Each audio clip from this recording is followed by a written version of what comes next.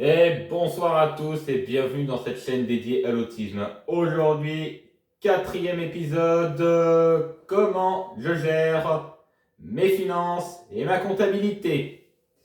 Donc quand on est autiste, quand on a de l'argent, il faut le gérer au quotidien. Que tu perçois l'allocation adulte handicapé, un salaire, une compensation complémentaire, etc. De toute façon, il faut le gérer correctement. Remarque, je ne suis pas ni sous tutelle, ni sous curatelle, et encore moins sous une autre protection juridique.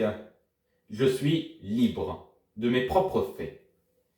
Donc, comment je fais? Vous allez me dire, ouais, quel est ton secret de ta comptabilité? Voilà.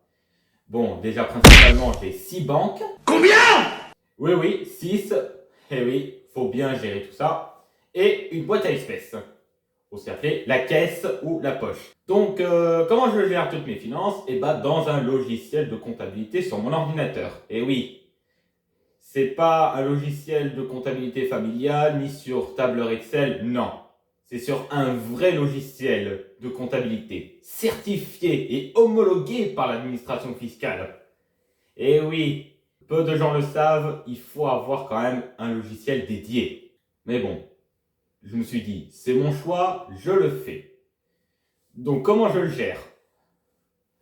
Donc c'est sur mon ordinateur.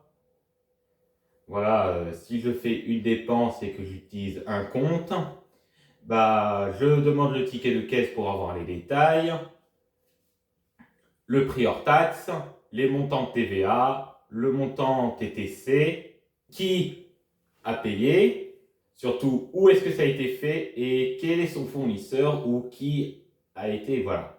Voilà mes étapes. Je fais un achat, je paye, je demande le ticket de caisse ou la facture, je reviens chez moi, je fais mes petits trucs, voilà. Après, je vais sur mon ordinateur, dans mon logiciel de comptabilité, je vais dans mon dossier, j'ouvre dans Ajouter une écriture comptable, je choisis le journal correspondant, je tape le code comptable dédié, par exemple 401 pour les fournisseurs, 411 pour les clients, je saisis le moyen de paiement utilisé, carte bleue, virement, prélèvement automatique, etc. Puis je saisis le montant TTC, côté crédit. Puis côté débit, je mets la TVA déductible. Et puis je mets le montant hors taxe sur un compte de code 6. Et puis au moment de faire le règlement, je vais cliquer sur générer un règlement. Je choisis le fournisseur ou la personne en question. Je choisis soit à quelle banque a été ciblé, ou soit le journal dédié à qui il sera ciblé. Et je clique sur valider. De toute façon, c'est mes étapes de processus quand je fais des dépenses. Et dans ceci, dans un cadre sécurisé.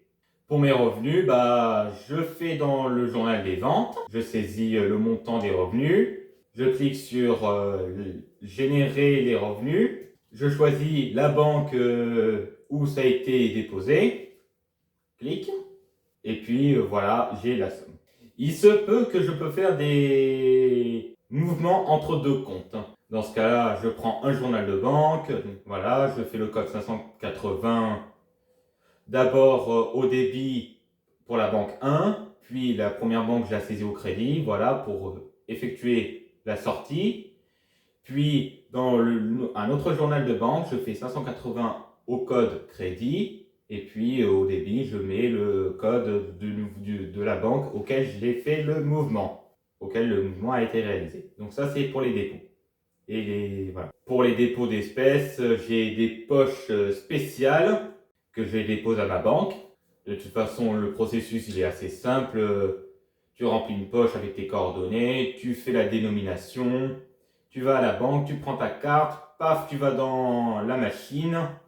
Et puis voilà, je vais vous en parler dans une vidéo spéciale, donc restez à l'affût. Après, il vient le moment des rapprochements bancaires et les rapprochements de caisse. Donc, ce que je fais, je compare ma comptabilité avec celui de la banque pour voir si toutes les transactions ont été réalisées correctement.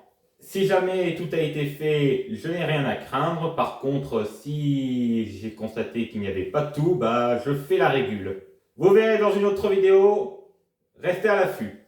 Et quant à ça, je génère les documents obligatoires, donc les journaux, les déclarations, etc. etc.